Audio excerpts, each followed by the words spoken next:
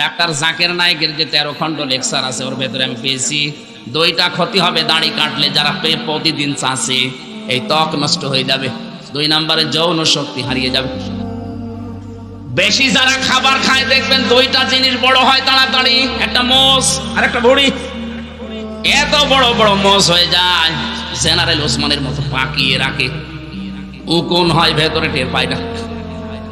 কুষ্টিয়ার বড় বাজারে একবার এক চাষারে বললাম, চাষা আপনার মোষগুলো তো কাঁচা ছিল, পাইকলো কবে?